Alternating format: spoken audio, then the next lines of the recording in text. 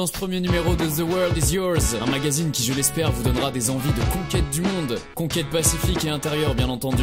On se trouve à Singapour, cité-état d'Asie du Sud-Est, nichée entre la Malaisie et l'Indonésie. Véritable carrefour du monde, devenue indépendante en 1965 en se retirant de la Malaisie, la population est majoritairement composée de Chinois, de Malais, d'Indiens, d'Indonésiens, de Philippins et d'expatriés occidentaux. On se retrouve donc avec une cohabitation religieuse et culturelle significative, de nombreux cultes sont représentés, ainsi bouddhistes, musulmans, chrétiens, hindouistes ou encore taoïstes font partie du grand orchestre de la société singapourienne.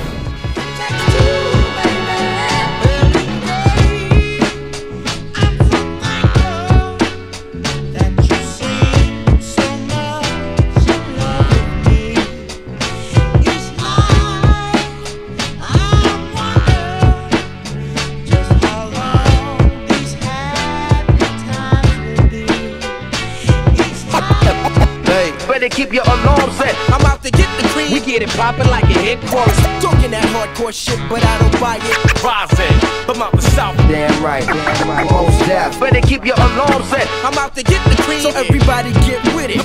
North and south both, cause it sounds America. Go bad, motherfucker. Damn right. On se trouve devant le musée des civilisations asiatiques avec Regina, l'artiste dans le film, qui a la particularité d'emporter avec elle des sketchbooks et de dessiner absolument tout ce qu'elle voit. Regina, depuis quand tu t'es mise à dessiner aussi fréquemment ces croquis? Qu'est-ce qui a été le déclencheur de cette passion? Basically, it was New Year, and I've been wanting to draw for the longest time. It's a perfect time to just really catch up on what I love, and I'm really wondering, what do I love, you know? And sketchbooks it's just always been there, but I never really drew with a community. And here in Singapore, the Urban Sketchers, one January, I just went there and they said, okay, you're late, but we're going to Bangkok next. Do you want to come? And I said, yeah. And it's inspiring to draw with a lot of other people. Quel matériel, quelle technique tu utilises pour réaliser tes croquis? I originally drew with pencils, like graphites, because I can erase them and it's more forgiving for mistakes.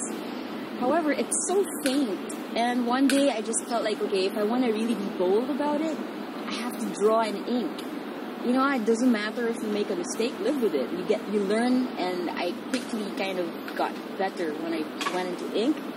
And I fell in love with watercolors because I can put it in my pocket and I can just be anywhere. On a vu que Singapour, c'était un vaste terrain d'inspiration.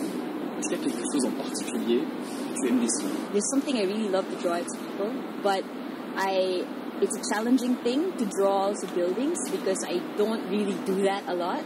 But urban sketching is about the urban landscape, so it's nice to also draw architecture because exactly, if buildings are torn down and they you know, it changes every time, it's good to capture that, and even if it's not there anymore, it's like a photograph. En tout cas, moi, je suis vraiment fan de ce que tu fais.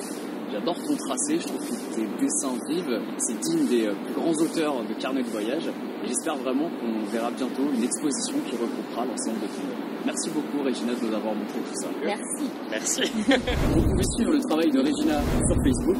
Et pendant que je termine de regarder ces magnifiques petits sketchbooks, je vous propose une petite séquence qui va vous donner l'eau à la bouche. On est dans les food courts, ces aires de restauration qu'on trouve partout ici à Singapour. C'est très bon, c'est très abordable.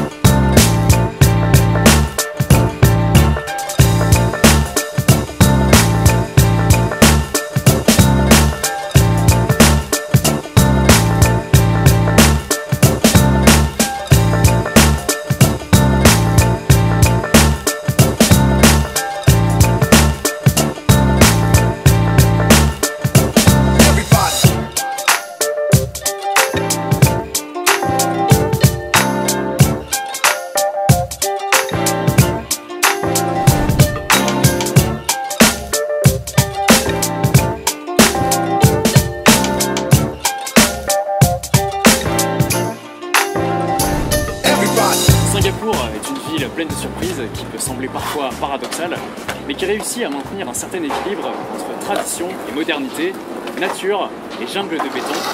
Béton qui peut laisser place à des spots intéressants, notamment pour le skateboard. Stu, bonjour. Bonjour.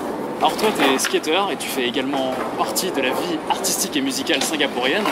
Est-ce que tu peux nous parler un petit peu de la culture skate ici? Alors je pense que le skate à Singapour, comme un peu partout dans le monde, c'est vraiment une grande famille, très multiculturelle.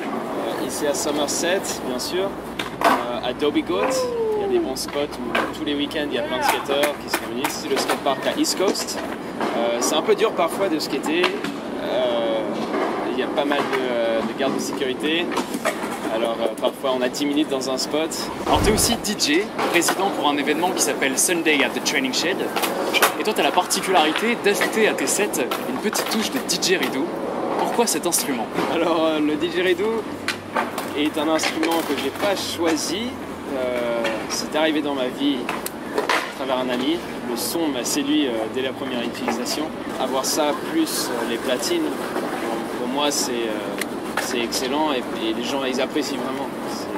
Vu que le didgeridoo est un instrument australien, la première question c'est t'es australien? T'es un Singapourien francophone, comment tu te définirais ici en termes d'identité? Je suis anglais, moitié indien, né en France et j'ai grandi pour la plupart en France et à Singapour. Alors quand je suis en France, je suis anglais, quand je suis en Angleterre, je suis français, quand je suis à Singapour, je suis je sais pas quoi.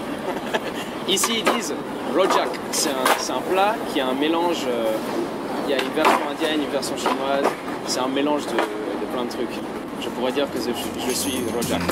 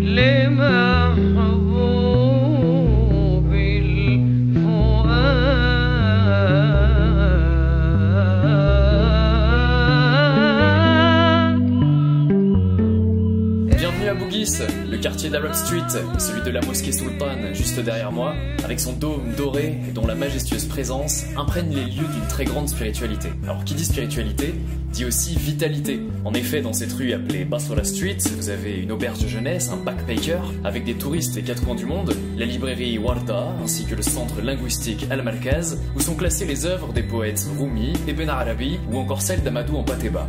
Le suave parfum de narguilé vous apaise, et de nombreux restaurants proposent une cuisine turque, iranienne, égyptienne, comme si un air de Moyen-Orient avait fait escale en plein Singapour.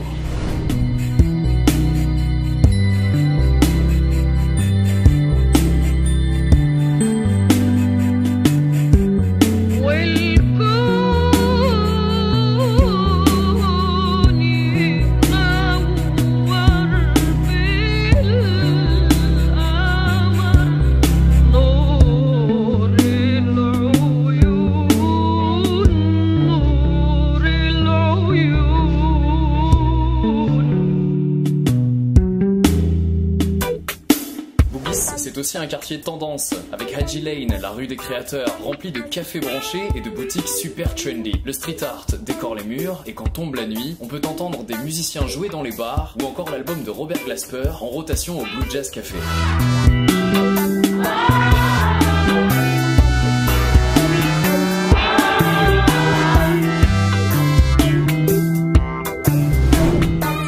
Dans ce quartier, je vous recommande une petite cantine très sympathique qui s'appelle le Kampong Glam Café, au croisement de Bassola Street et de Baghdad Street, juste en face de la grande mosquée, et de siroter ce délicieux jus de citron. Franchement, je pense que c'est les meilleurs de Singapour. Je vous remercie d'avoir suivi ce premier numéro, j'espère que cette escapade en Asie du Sud-Est vous a plu. Vous pouvez vous abonner à la chaîne YouTube, me rejoindre sur Instagram, et n'oubliez jamais, the world is yours. Whose word is this?